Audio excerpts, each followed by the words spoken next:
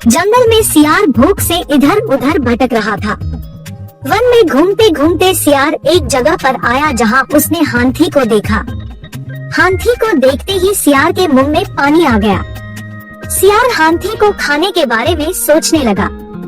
यह सोचकर सियार हाथी के पास गया। हाथी के पास जाकर सियार बोला, हाथी, इस जंगल में बहुत से जानवर रहते हैं, लेकिन कोई भी जानवर आपसे ज्यादा बड़ा और समझदार जानवर नहीं है। क्या आप जंगल का राजा बनना पसंद करोगे?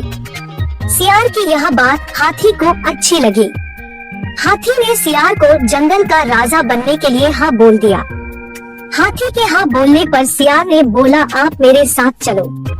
खुशी से फुला ना समा रहा हाथी सियार के साथ चल दिया।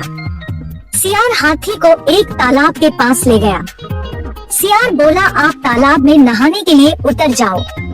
तालाब में बहुत ही दलदल था। राजा बनने की खुशी में हाथी तालाब में उतर गया। तालाब में उतरते हाथी धंसने लगा। हाथी सियार से बोला कि ये तुम मुझे कैसे तालाब में ले आए, मैं इसमें धंसता ही जा रहा हूँ। सियार यह सुनकर जोर जोर से हंसने लगा। सियार बोला कि मैं तुम्हें अपना शिकार बनाना चाहता था, इसलिए मैं तुम्हें इस तालाब में लाया। यह सुनकर हाथी मायूस होकर रोने लगा।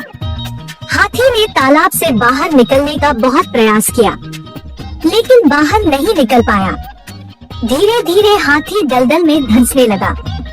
हाथी को दलदल में फंसा देख सियार हाथी को खाने के लिए तालाब में उतर गया, जिसके बाद सियार के साथ साथ हाथी भी दलदल में फंसकर मर गया।